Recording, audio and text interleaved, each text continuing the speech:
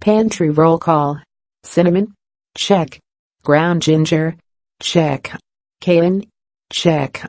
Sumac? Za'atar? Barberries? No, nope and noppity nope. You probably have the basics, and maybe a little basics plus, covered in your pantry. But if you've ever wondered how to add a certain chefiness to your dishes, it doesn't necessarily require a culinary degree or a ton of expensive equipment. Sometimes all a dish needs is a sprinkle or drizzle of an ingredient that costs only a few dollars. When it comes to injecting that kind of flavor, there may be no better teacher than yotam Ottolenghi, the chef-owner of a family of London restaurants, Ottolenghi, Nopi, Rovi. He also just published his 7th cookbook, Ottolenghi Simple, which follows on the success of others including Plenty More in Jerusalem. How to spice up your food and your life with your own custom spice blend. The new book takes a, you guessed it, simpler approach to cooking. I'm quite famous for using a lot of ingredients, Ottolenghi admits, but in Simple, each recipe has no more than 10. With fewer ingredients, powerful flavors are all the more important. For the book, the chef put together a list of key items that he encourages home cooks to add to their pantry. Here are those 10 Ottolenghi ingredients from Simple, plus one bonus that the chef relies on in the kitchen. Barberries. Reminiscent of cranberries or currants, these have an even bolder, sharp and sweet flavor. In Simple, they are a featured player in recipes for Iranian herb fritters and a salsa with tomato and orange. Ottolenghi suggests using them in salads, stews, egg dishes, rice and even desserts. You put those in, and you get these kind of little surprises, jewels of sweetness and sour flavor. Black garlic. This is white garlic that has been fermented. Its flavor strengthens, but with a sweeter, almost licorice-like dimension. Use it in a beef or chicken marinade, barbecue sauce, risotto or on pizza. Ottolenghi likes to blend black garlic with yogurt as a sauce for eggplant. Ground cardamom. Popular in Middle Eastern, Indian, and Scandinavian cuisines, cardamom is a pod with small seeds inside.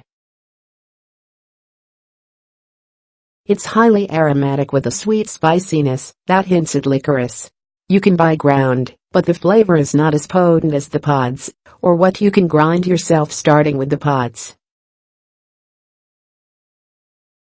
If a recipe calls for a half teaspoon of cardamom seeds, Ottolenghi writes, use 1/4 teaspoon ground. Use pods smashed open with a knife to infuse curries, soups, and sauces.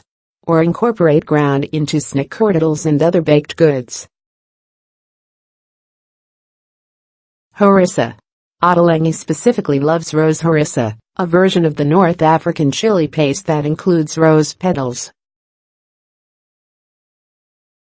It can be harder to come by in the United States, but you can make your own. Or just stick with regular harissa. If anyone loves chili paste, this is really the one you want to get, Ottolenghi says. It's popular and ubiquitous these days, partially because it's so versatile. Try it in pasta, roasted vegetables, eggs or on a grilled cheese, really, anywhere you want some heat. Green onion and herb salad. Goran Kasanovic for the Washington Post. Food styling by Bonnie S. Benwick, the Washington Post. Nigella seeds. Here's the bonus material. While not part of the book pantry, these black seeds are a typical Ottolenghi ingredient. Nigella seeds, you may see them referred to as kalonji or black onion seeds, are ideal for injecting dishes with intense savory notes, the chef says. They're a bit bitter, but they make everything taste really special. Just don't overdo it.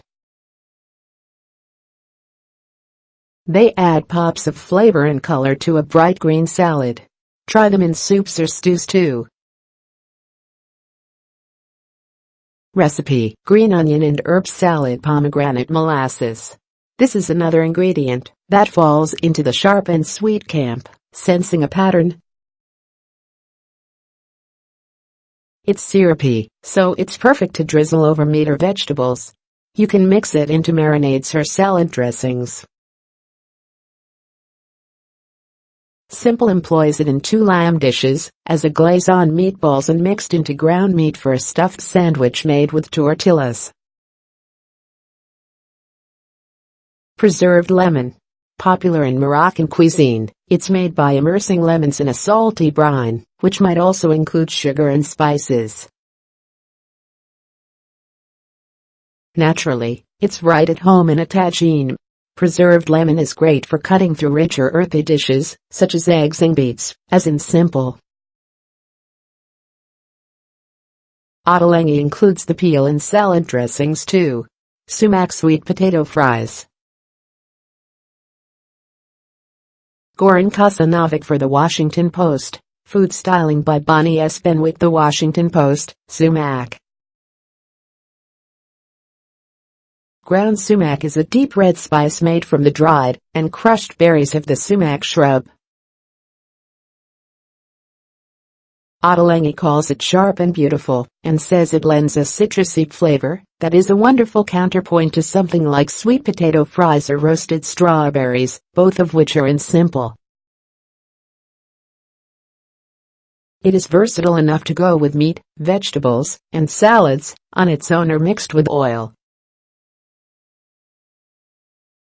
Ottolenghi includes a recipe in simple for a yogurt sauce with sumac, olive oil and lemon juice. Recipe: sumac sweet potato fries, chili fish with tahini. Goran Kusanovic for The Washington Post. Food styling by Bonnie S. Benwick, The Washington Post. Tahini. Made of ground sesame seeds, this paste, creamy with a bitter edge, has achieved near universal recognition. Ottolenghi recommends using it in dressings, spreading it on toast and spooning it on top of vanilla ice cream. In simple, it finds its way into a lamb meatloaf sauce, a green sauce served with roasted vegetables, and a thin sauce with lemon juice and water over top of fish. Recipe: chili fish with tahini or chili flakes. These are less spicy than the crushed red pepper flakes that you're used to.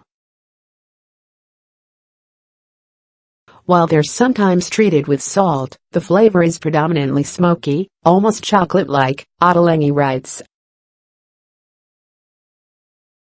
He encourages you to try them with scrambled eggs, avocado toast or grilled cheese, and recipes from Simple also call for them to be sprinkled over roasted cherry tomatoes and on a lentil and eggplant stew. Pea, za'atar, and feta fritters. Goran Kusanovic for The Washington Post. Food styling by Bonnie S. Benwick, The Washington Post. Za'atar. This is both an herb and a spice blend that uses the herb. The blend is what Ottolenghi recommends. His preferred blend is just dried and ground za'atar leaves, sesame seeds, sumac and salt, although you can find versions with thyme or marjoram. Add it to oil for an easy bread dip. With or without oil, you can put it on top of hummus and other dips. Ditto for roasted vegetables, soups, and salads.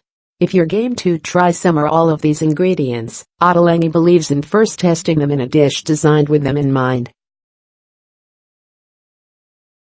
Then, once you understand the flavor, You can start to experiment, use a little at a time, since it's always easier to add than take back. They all work in so many contexts, he says. More from Voraciously. What is it about in a garden? How to peel, prep and cook all the winter squash this season. A guide to picking the right apple for the right recipe.